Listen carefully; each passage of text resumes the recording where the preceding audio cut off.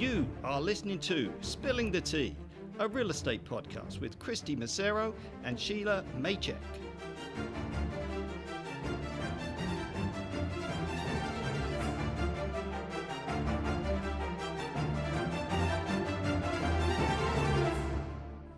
Hi everyone, welcome to Spilling the Tea, a real estate podcast with your host, myself, Kristy, and of course, Shelagh Maychek. Today we have the very special episode featuring graceful and coordinated agent Julie Pham, and our special guest is that Thor's stunt double, Jay. Hi. Hello.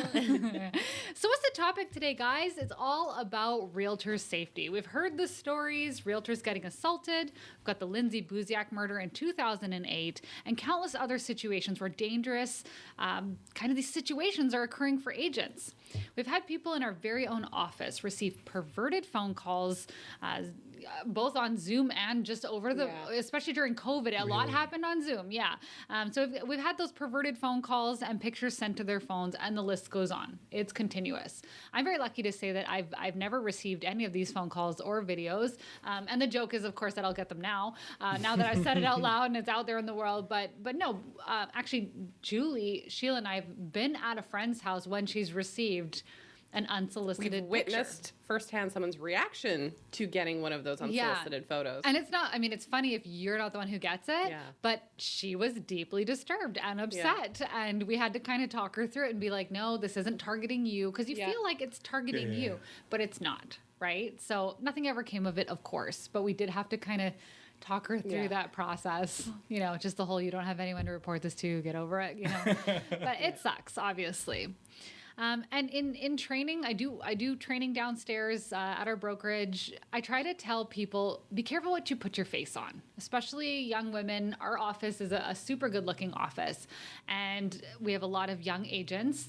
If they got their face, especially on their cars or on their signs or anything like that, it can kind of put you out there in the world in a situation where you might not want to necessarily be. And as a side note, this episode about Julie's very scary open house is one I've been very excited to record, as I truly believe that everybody should hear it. It is horrific, it is entertaining, and it's extremely educational. So before we start into it, before we start spilling the tea with Julie and Jay, I got some questions for Shelagh, as I normally do. Ooh. Shelagh, are you ready? Ready. Have you ever gotten the no feeling during an open house? Yes. I was in a townhouse, and so multi-level, and there was a gentleman in there. I was by myself. Of course, I have safety plans where I have a family member text me every once in a while, or I'm in constant contact with Kristy, but just didn't like this person who was coming in. I knew they weren't really looking. They were kind of just hovering around me. So as they were going up to another level, I didn't follow them into rooms, because I'm supposed to be responsible for people while they're in the house, but you have to balance that with your own personal safety. So I was staying a lot further back than I normally would and not engaging him in conversation as much as I would with anyone else. Yeah. Right. Okay. So you set a boundary. They can go. There's nothing in the house that is more important than your own safety. Ultimately, is what it comes down to. Because a lot of agents think, I gotta follow that person around in case something happens, or they go into a room, or they have a question, and people are so eager to people please that it puts them in bad situations. You want to be personable with someone coming into the open and try to engage them in a conversation about real estate, but balance. Yeah. Yeah. So your husband's like 6'2" or so. Do you ever take him into open houses with you? I do. So sometimes I can rope him into going, what are you doing this weekend? Nothing? Great, you're coming with me.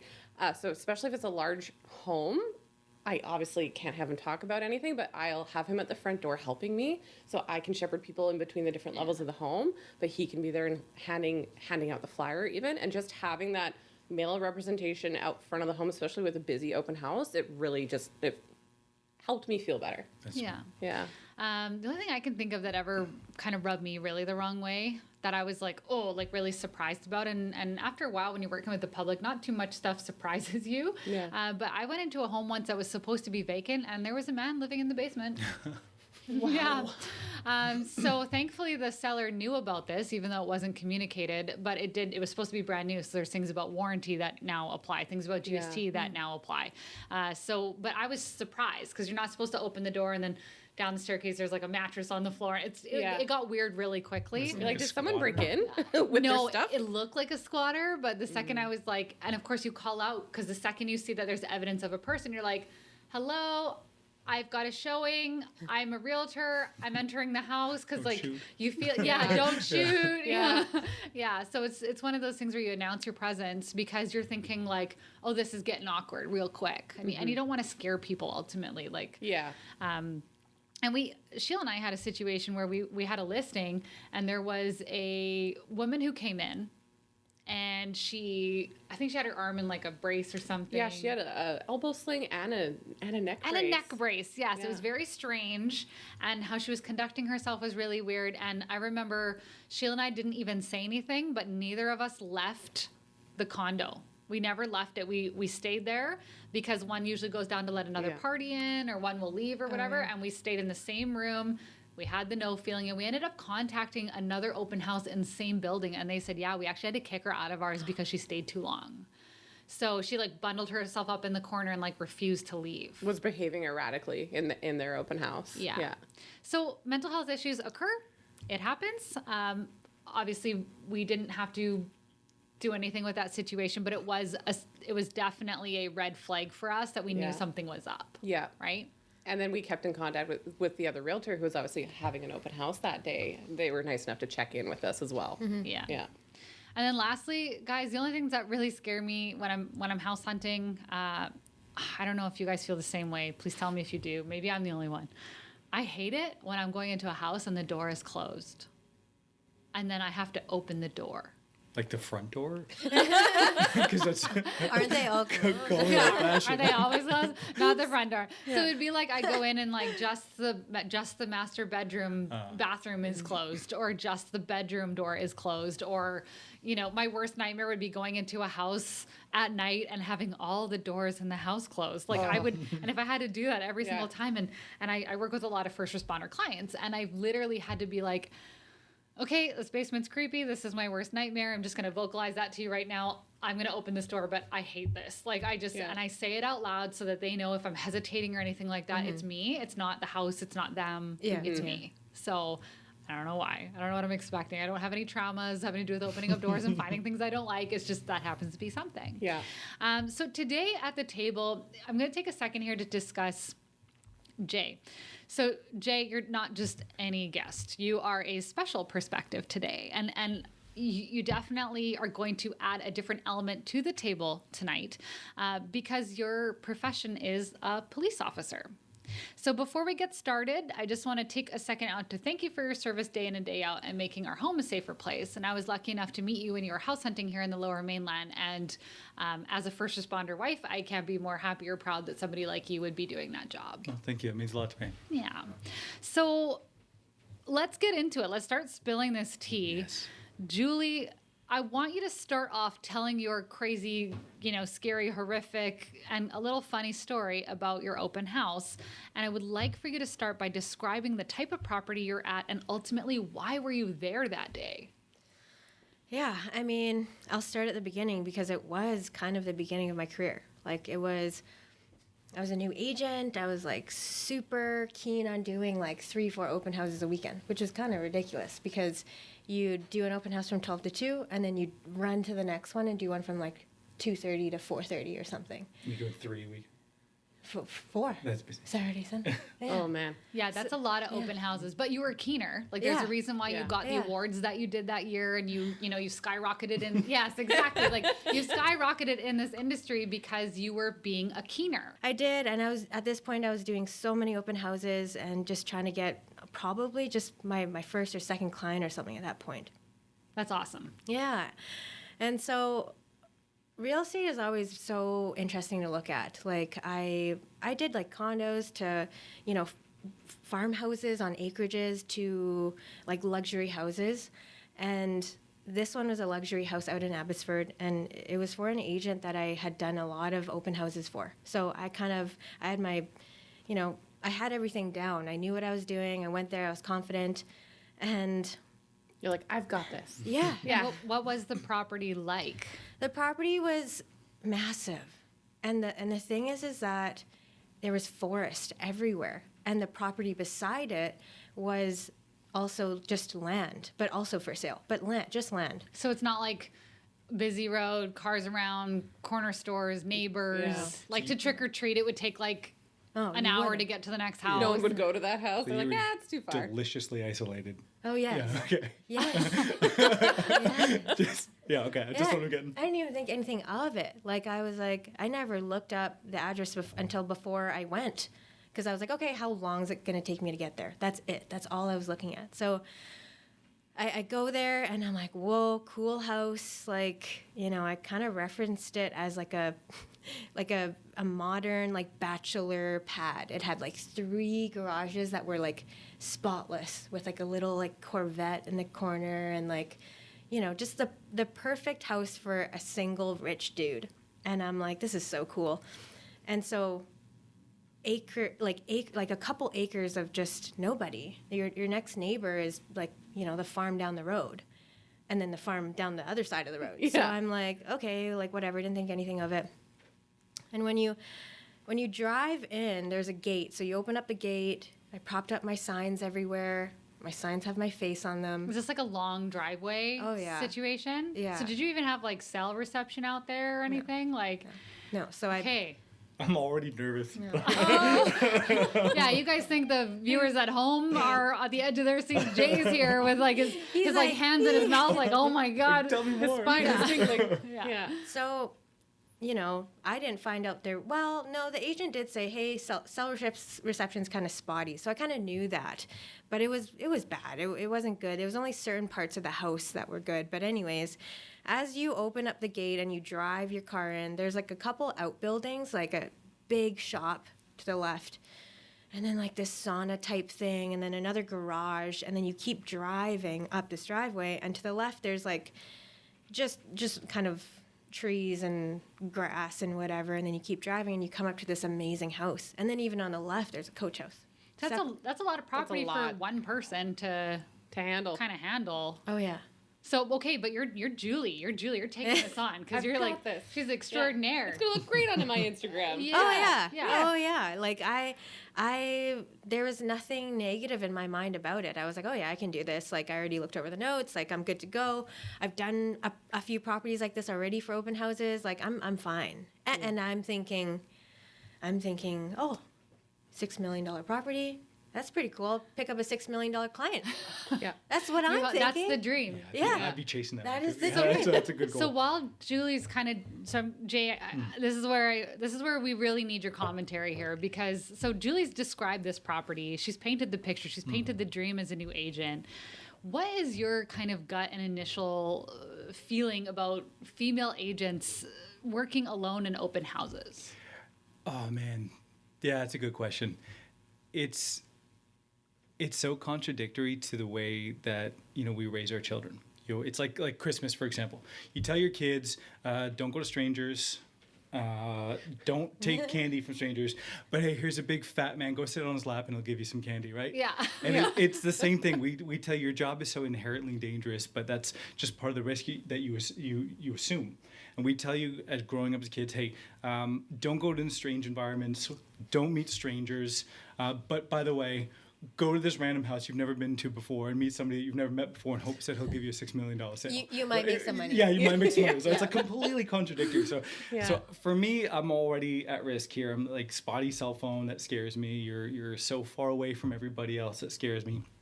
Did anybody else know that you were going to this location? Yeah, but it wasn't. It was just any other weekend at any other open house. Oh, Julie's at an open house. Like it's Saturday. It's just a Saturday. It's Saturday. Yeah. I'm gonna do my shift. Had you checked this house out before?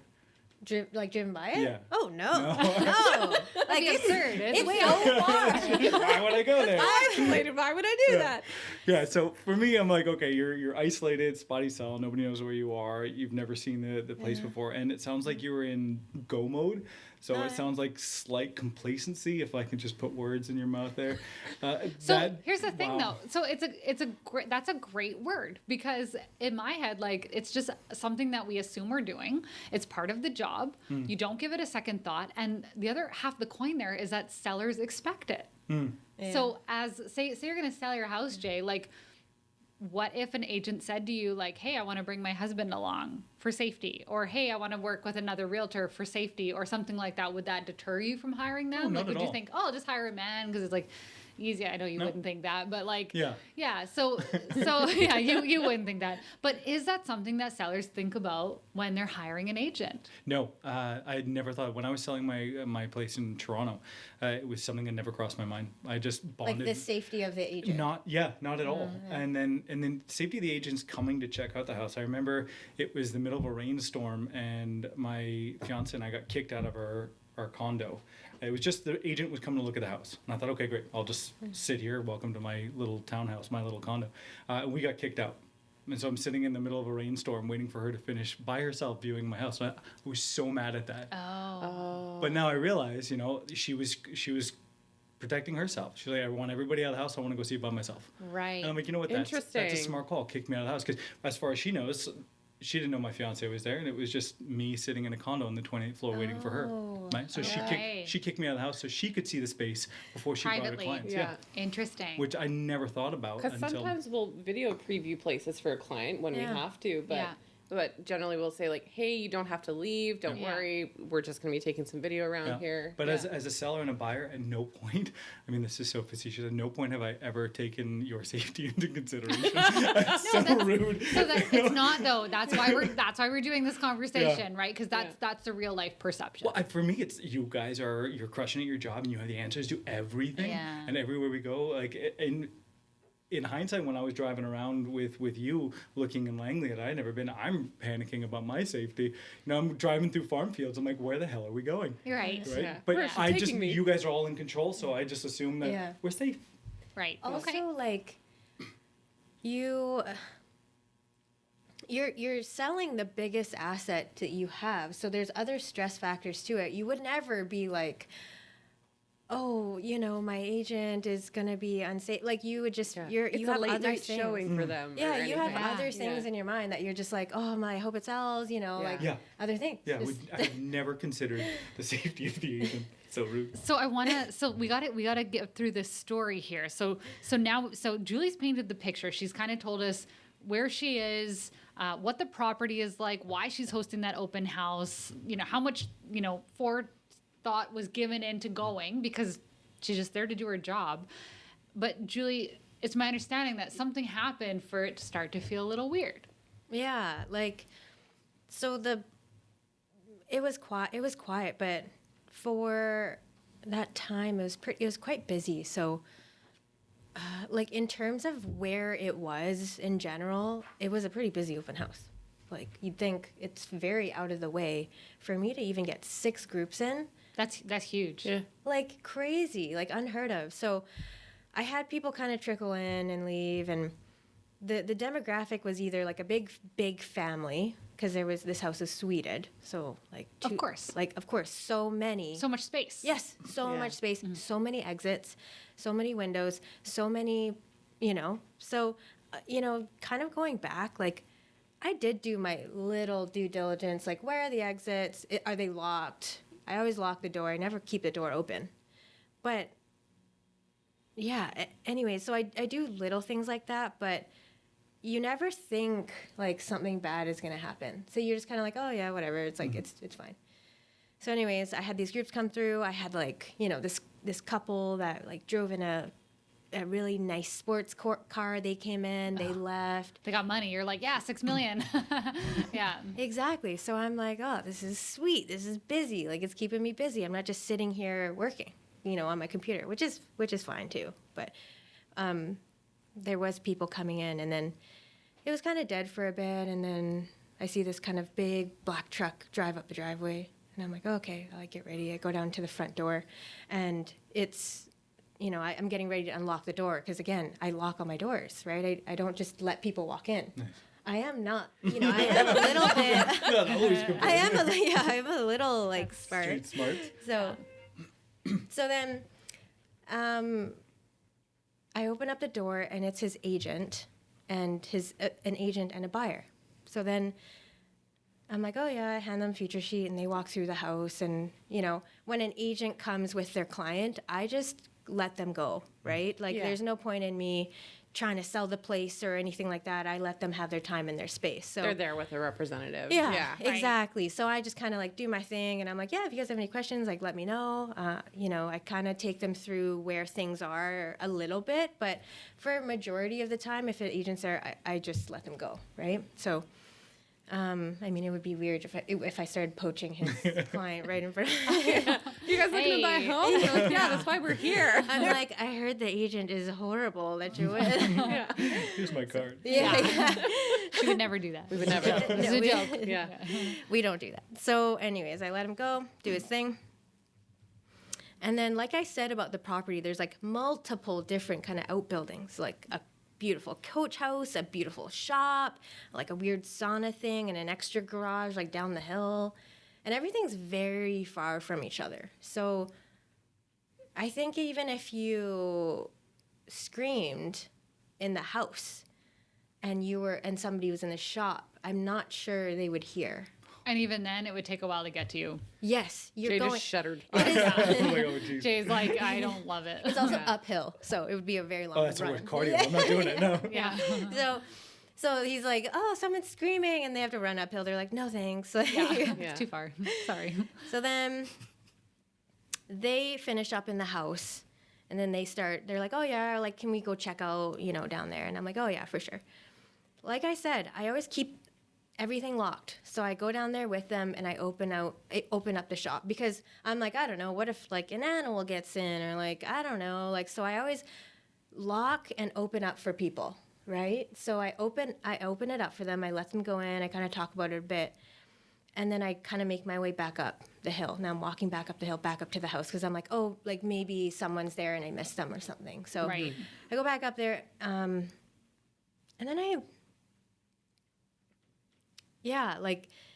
I started seeing this kind of car, and I'm describing it because, you try to not judge, but sometimes it's intuition. Of course. You're like, is it just me or like, is this weird or whatever? You're like, does this not belong? Yes. Kind of like one of these items are not like the other. Yeah. Yes. One of these items do not belong. But here's the thing. I was like, okay, maybe he's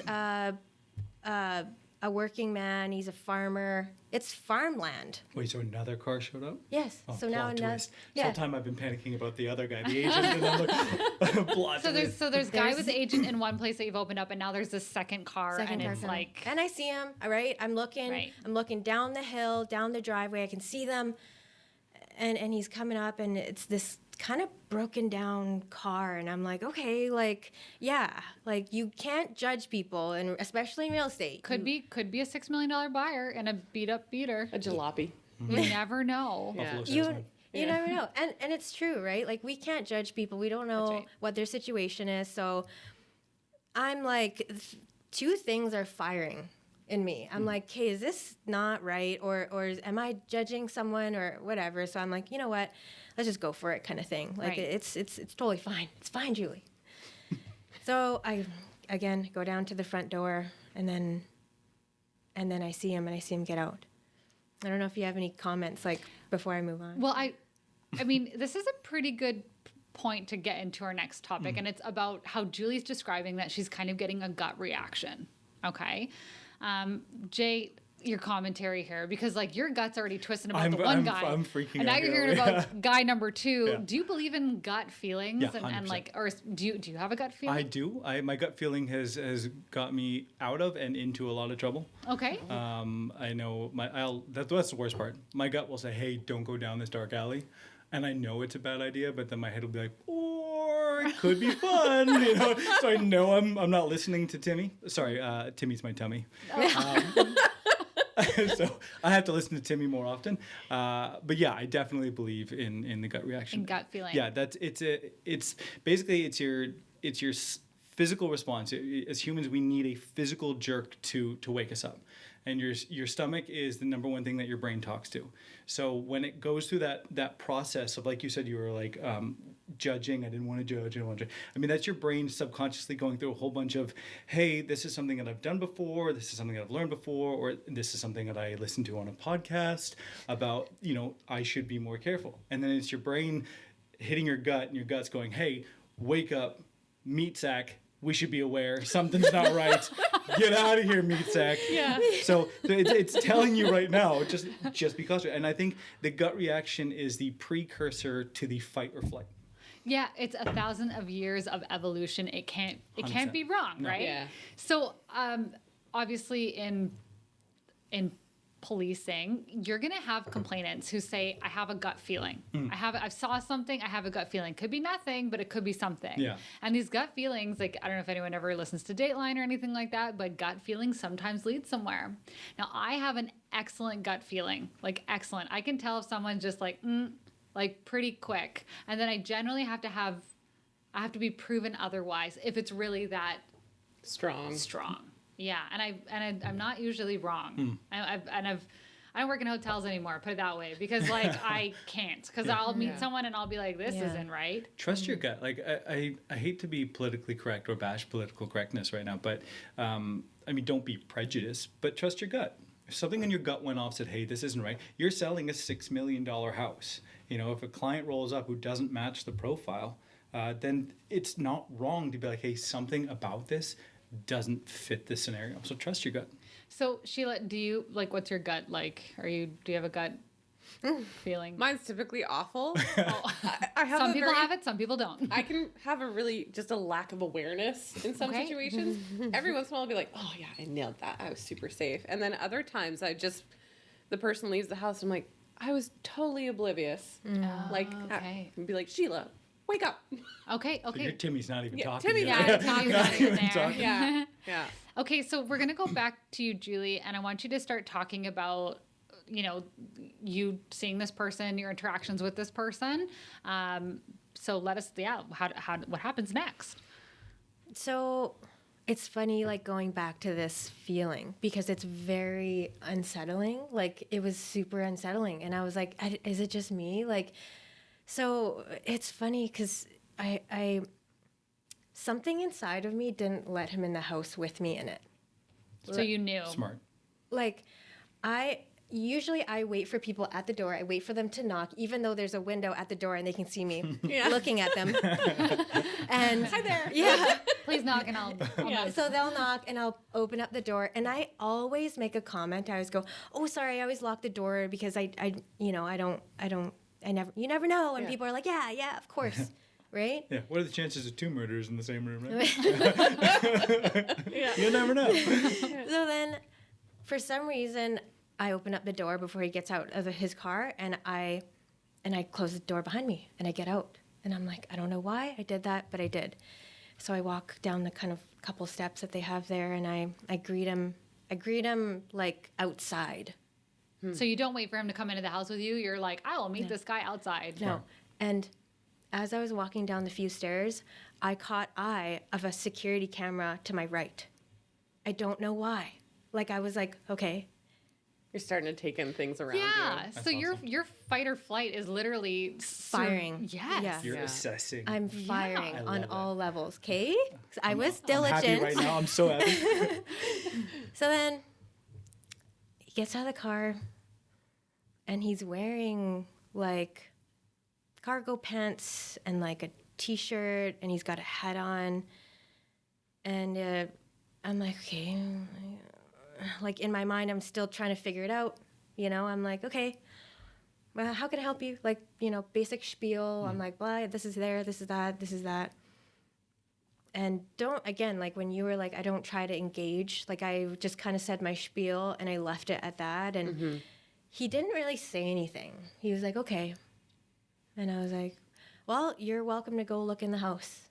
I said that. And he did. And in that moment, I thought, my laptop's in there, my purse is in there. Like I was like kind of assessing the stuff in the house that was mine. Yeah. Because now I'm like, that's weird. He's weird. I think he's weird. But I'm always like, that's weird. He's weird. Always. I'm going to do it anyways. He's just weird. That's how she met us. She thought we were weird. Yeah. I'm You're right. Like, if I don't say you're weird, then I probably don't like you, But anyway, so in my mind, I'm like, he's weird, but like very weird. Legit weird, Julie. And I'm like having this internal conversation. And I give him the feature sheet, and he goes and he looks at the house. And at this point, remember, there's another agent and his client in that black truck, right? So they're walking back up. Because they're about done. They're about done. They've seen all the outbuildings, and he's done his thing, whatever. They're kind of walking back up, and they're now in the driveway, kind of by their truck and like chatting, right? So I'm like, oh yeah, any questions? They're like, no, and they're just chatting away. They're looking. It's a huge property, so as a client, you like a 10-minute showing is not enough, right? So you kind of stick around, you look at things and whatever. You explore. Kind of. There's a little creek. By the way, there's a creepy creek on the side. Sure. Where the bodies go. And it like was like really like far ravine. down. It's a ravine. Yeah. Nice. Yeah. Yeah. So, You're describing Gacy right here. Yeah. Okay. so then, they're looking at the creek, like asking questions about the creek. And then the guy comes out, and then he kind of sneaks out, and he like goes, and I'm kind of at this point, I'm like, man, do whatever you want, like kind of thing. And he kind of goes to the shop. So he's going down the hill, right? So he's walking down, this single guy is walking down to the shop, and then agent's wrapping up with his client. And then they're kind of taking their time, which I'm like, okay, like I'm kind of hoping someone else is going to show up.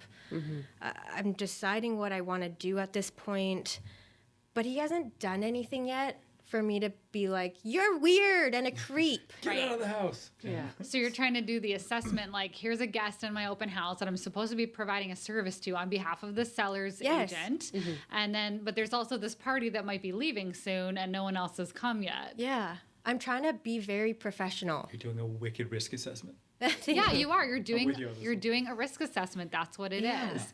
So describe us, like, what did you ultimately decide to do? Yeah. Anyways, so yeah, like this is kind of the end of the story, but he walks up, and remember, I lock all the doors. The single guy coming back from the shop. Yes, because he knows it's closed. He's now checked the door, it's closed. Oh, yeah. Remember, I lock all the doors. Right. I open up for everybody. So he's kind of waving his hand down the driveway, and I like walk over there. Please open up this building that's way over here for me. He doesn't even say that. Like so at this point, I meet him halfway in the driveway, and I have sight of these other people there and him, and I'm not going anywhere inside or anything like that. So I'm like, oh, like, how can I help you? And he's standing there, and he's got these big cargo pants on, right? And his hands are in his pockets. Oh, so And it's there's weirding you out. Stuff in his pockets. Oh, yeah. And I'm like looking at him at this point, like very sternly, because I'm like, what are you doing? In my mind, I'm like, okay, what are you doing? Were his hands in the pockets before? Like throughout the time, was he walking with his hands in the pockets, or just now you noticed that they've been I think I just noticed, but maybe he wasn't moving a lot ever. Either So way, like, awesome. Yeah. so he's standing there, and he takes a couple steps towards me. I'm like, nope. I take a couple steps back. I'm like, how can I help you? And at this point, my body language is like back. And I'm like, my eyes are huge, and I'm like, whoa. And he's like, looks at me, and he kind of like says, is there anything you should be telling me about? What? That's a weird question. So weird. He was like, what is your name? And at this point, I'm like, what? Like, kind of panicky. I'm like, yeah, like, what are you talking about? Like, I'm like, property is property, and that's literally how I'm responding, because I'm shocked at what he's saying even. And again, he's getting closer, and his hands are in his pants still. And I'm looking at him, and I then, like, physically started to do this. Oh, so your hands are up. My hands are up. Yikes. And in front of you. And I'm going like this. Like, You're I'm backing ready up. Yeah. to push him. And he's getting closer and closer to me, Right. and I'm backing up. And so we're literally doing a dance now up the driveway. And for anyone who doesn't know, Julie has lots of experience with dance. So if this is a euphemism she's Dance using, fighting. she knows. Yeah. Hey. And at So- this point, have you mentioned anything to the other couple that's there? Yeah, No. were they? No? Okay. No. So this is all happening, and you're still on a timer with that other agent with their client, because you still have people around at this point. Yes. Okay. But he's asking me these questions that don't make sense and people would never ask at an open house. He's like, is there something going on here? and he's like, who are you here? And I'm like, I'm panicking, like I'm really panicking at this point. Yeah. And I said, and then in the corner of my eye, these people are leaving. These people are leaving. Time's up. Yeah, time's up. And he does not break eye contact, and I'm not, because I'm like, I'm not afraid of you. Yeah. You're like, yeah. I'm a strong, independent woman. Yeah. And he says, what? He says stuff that doesn't make sense. He's like, what is this place? And I'm just like, not for the situation. I'm like, what is this place? What do you mean? Like, it's open house. It's like, it's 123 Bob Street. Like, what? You came to me. What do you want? It's a house. You saw my sign. Yes. This is why I'm here. Yeah. So, like, at this point, I'm like, this person doesn't make sense. He's like not here. Mm-hmm. He's gonna do something. His hands are still in his pockets. I'm like, like, what are in your pockets? Like, so I see these people getting in the truck. Engine starts. They start driving down. And I'm like, I remember they asked me something. I have to go. I need to answer them. And I'm running up the hill. Now, Julie, you typically wear really high heels. Did you have running shoes on for this property? Because like I can just picture. I had boots. You had boots. Okay, good. Because when it's a farm-ish type property, I'll wear boots, right? Nothing like stilettos in the grass, right? Yeah. I'm very guilty for it. I really am. So you're trying to get their attention. Yeah, you're running. Yeah. So I'm like waving my hands, sort of, like, because I want to be discreet, and I also discreetly panicking. Hello. But I'm also like trying to be professional. You're professionally freaking out. So I'm like, hello, like I'm like whispering things to myself, running uphill. By the way, this is why she does cardio. Yeah. So he stops. He rolls down the window, and I'm like, and they're both in the car with each other. So the agent and the client. And it's funny because the client is driving. I'm like, what? What's going on? Okay. Yeah. So they roll. Yeah. Strange. And like, why am I noticing things? I'm like, I'm supposed to be. I'm in danger. Like, because your brain is soaking in every detail. Yeah, your fight or flight. Yeah. So he rolls down the window, and like, realtor's looking at me, and he's kind of like got a what attitude? Like frustrated. What do you want? Yeah. Don't talk to my client. Yeah. I'm like. Or he thinks I'm gonna like sell him or something, or like Don't waste my time. Did you check out the sauna? It's got spiders in it. Yeah. Burn it down. And so I'm like at this point my breath is like, and I'm like, I'm getting a bad feeling. Can you please stay? Can you please stay? I would not ask this of you. Please, please, please stay. I don't have a good feeling about this guy. And that must have been really hard. Yeah. Like, think about how many people wouldn't have done that. Yeah. I don't know. Again, this whole time I'm like, I don't know why I'm doing this. You don't know. Have you ever done that before? Have you ever asked someone to stay behind? No. Yeah. No, I've never been in a situation like that ever. So, like maybe in a dark park and you're walking home from work one day from like working, at Boston Pizza or whatever. Sure. And you're like running because you're like, I don't know, it's a raccoon. I like it. So we run from raccoons. I love it. Yeah. Yeah. But this was the first time I had no feeling from a man, and a person, right? Right. So then I asked that, and you can clearly see I'm so shaken up. And the agent looks at his watch. And I'm like, he's considering no. Yeah. I'm going to die. This is how I die. She's dead. I'm dead. Like, I was like, I'm dead.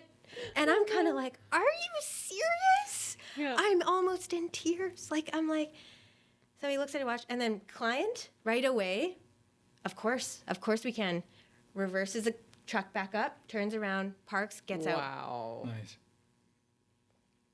That's so I'm like, awesome. Thank goodness. And before he turns around the car, he says, oh yeah, and by the way, I'm a cop. So you have an off-duty member. Awesome. Yes, you have an off-duty member shopping with their agent. Yeah. Agent's like, I have a schedule to upkeep. Because maybe he's on his house hunting trip. Busy, You never know. We're on a timeline. We're on a He timeline. doesn't care about Julie Pham and fucking, One less competitor. Yeah. His client's like, immediately, yes, we're staying. Yeah. Yeah. So So if you don't mind, Julie, I just want to go to Jay because like that's a pretty big revelation, and it's obviously nice to hear.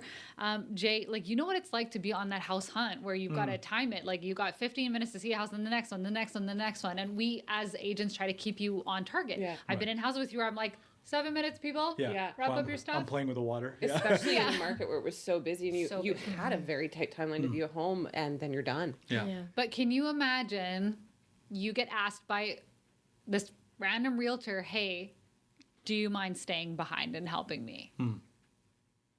What would you do? Oh, of course. I mean, that's my nature as well. That would be something I would do. It's tough for you guys being the realtors. Like you guys are on that tight time frame.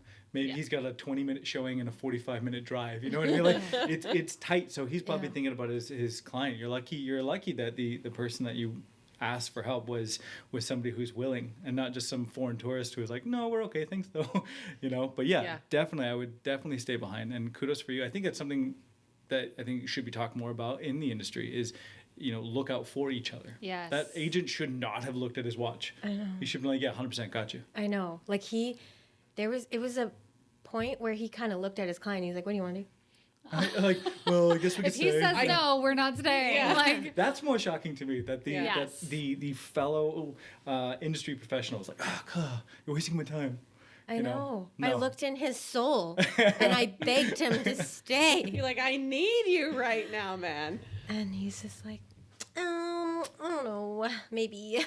I'm like, oh my gosh, I don't know what to do. I'll jump in the creek and just. I'm coming with you. Yeah. I'm getting in your car. Yeah. Get in the flatbed. Take me with you. Yeah. So these guys end up staying. What happens after that?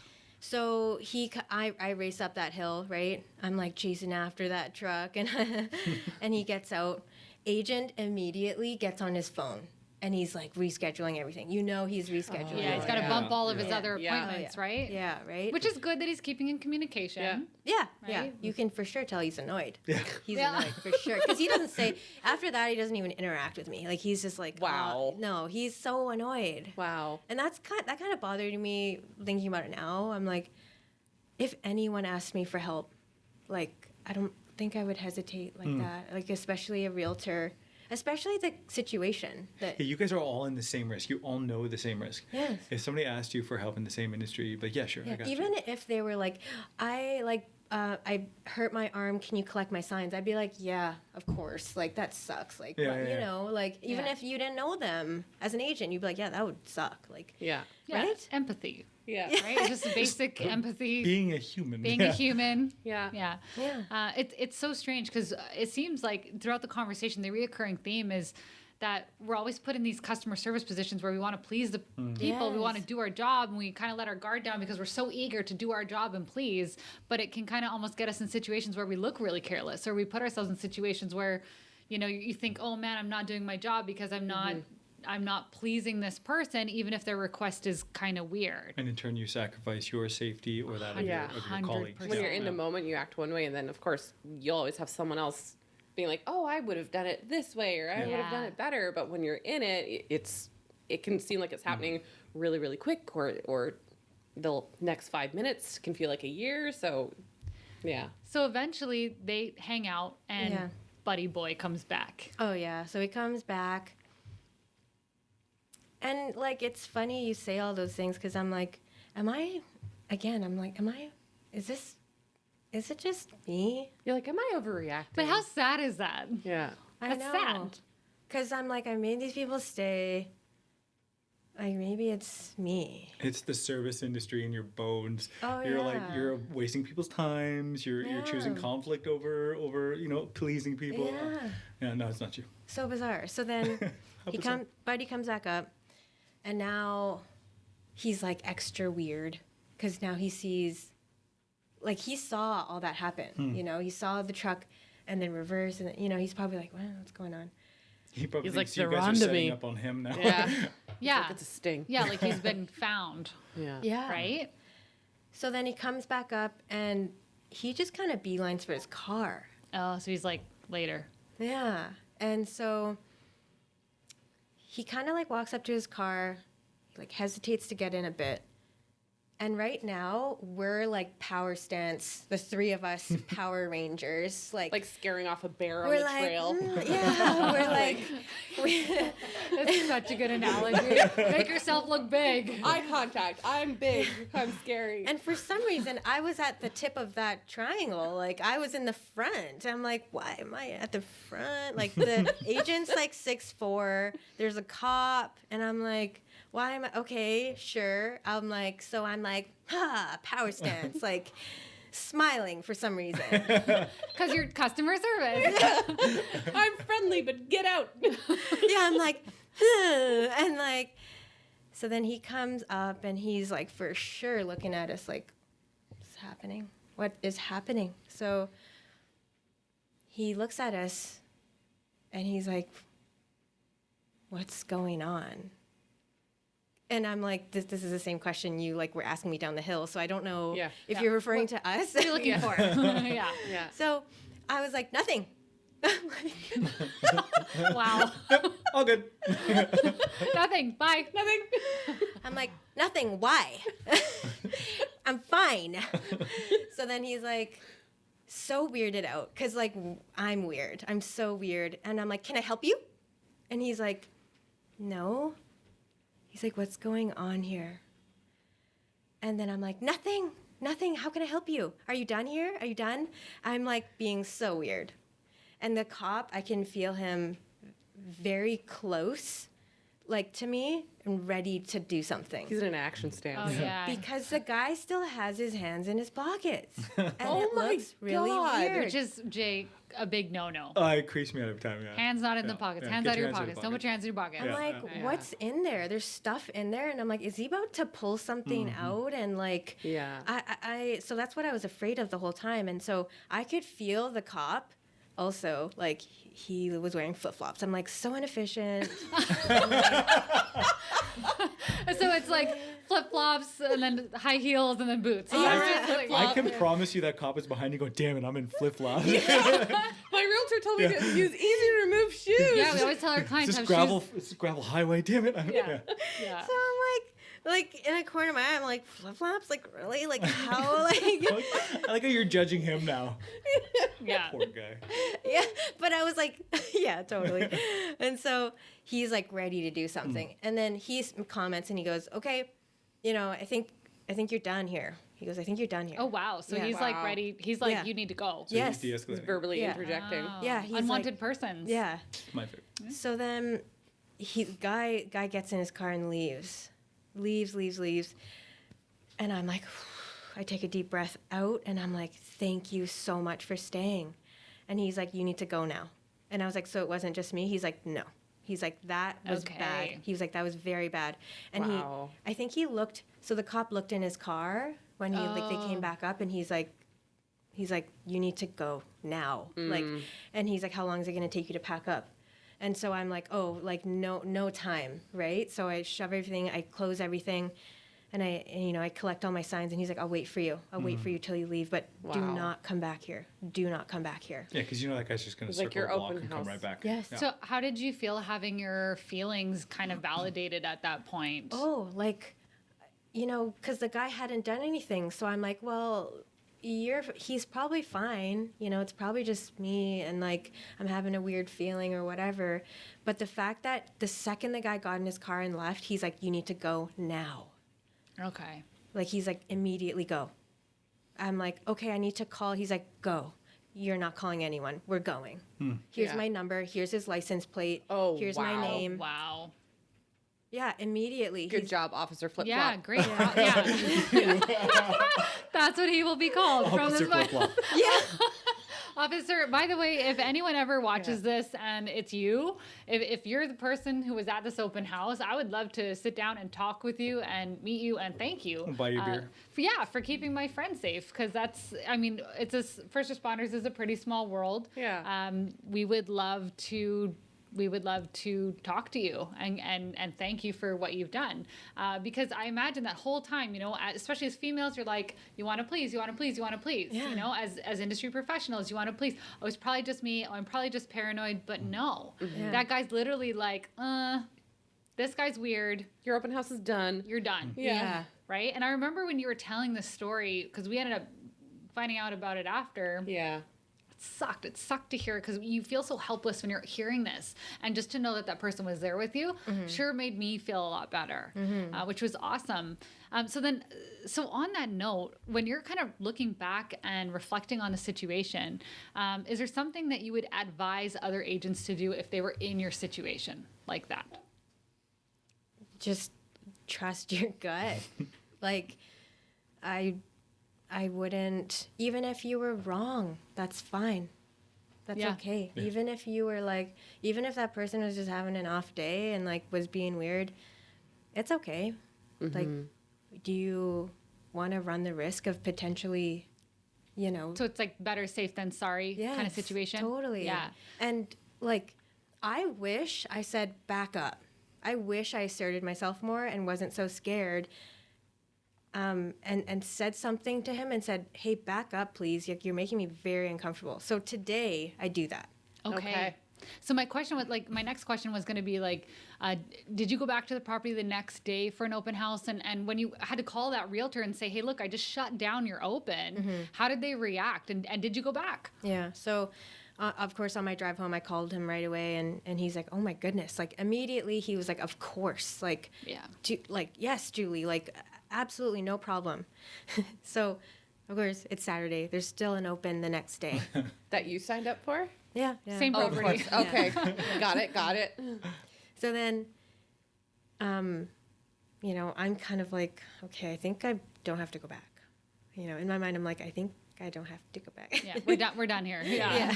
So, agent calls me. He's like, I'm out of town or whatever, wherever he was. I can't do it, Julie. Like, there's no one else to do it. And I'm like, are you kidding me? You want me to go back? And immediately I'm like, are you serious? Yeah. He's like, no. He's like, no, don't worry. Like, he was like, I talked to the seller. Doesn't live there anymore, but he's going to come back and do it with you. Oh, Wow. And so he did. And then like, that's amazing. That's so amazing. As a PS, he was like, he has a gun locker. He has his that one outbuilding is just, self-defense thing.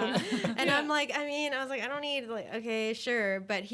And then I was like, okay. But he was like, I wouldn't ask this of you if I couldn't do it myself, but the seller is coming back and doing it with you. To mitigate it. Yes. Like nice. to look after you essentially to see if anyone else is going to come. So yeah, no, he was like, seller was pissed that I had to go through that. So Julie, I'm very happy that you're safe. Like, the only reason why we're able to sit at this table and joke and talk about it is because nothing happened to you, right? Because Jay responds to 911 calls. He gets the other side of the coin, right? That would have been a horrific 911 call if something happened to you, realistically, if something had happened. And I'm sure that would have gone through every person's head that visited that open house that day if something had happened to you. So kind of like the closing notes and the kind of conclusion on this is, and I'm sure you'd agree with me, Jay, like, follow your gut, trust yourself, assert yourself, don't be afraid to ask for help. Agents, check in on each other, right? Like, never mind. Like, if you think someone's weird in an open and that agent, maybe they don't have a gut feeling. Maybe you have to be like, maybe hey, they're me. Maybe it's Sheila. And you got to be like, Sheila, everything good in here? Like, why not check on each other? Yeah. Because we have to stop the headlines like we were talking about earlier, and we have to work together so that Jay doesn't have to respond to these kinds of things. Right? I think the onus is firstly and foremost on yourself. Take the action that you can see the property beforehand, plan it out, know where the escapes and the exits and everything are before, talk to people, and then do exactly what you did while you were there. Constantly reassess the risk. Like, what do I do in this situation? Don't put yourself in the corner, and always find that it's smart for you to meet them on the driveway. So yeah, just constantly reevaluate. Yeah, and that's excellent advice. I think that's something that we have to do all the time. We just get caught off guard at work and we're trying to people please all the time. Yeah. We're all from service industry backgrounds, so that's what we want to do all the time. Yeah. We always want to be that person that makes everything okay for the other person. Yeah. And we forget about ourselves. Yeah. Right? So guys, that's basically all the tea spilling today. I really appreciate you guys coming out. Thank you so much. Julie, we're happy that you're safe. Jay, we're glad that you do what you do. This was fun. Thank you. Cheers, everybody. Cheers. Cheers. Thank you for listening to Spilling the Tea, a real estate podcast with Kristy Massero and Shelagh Maycheck.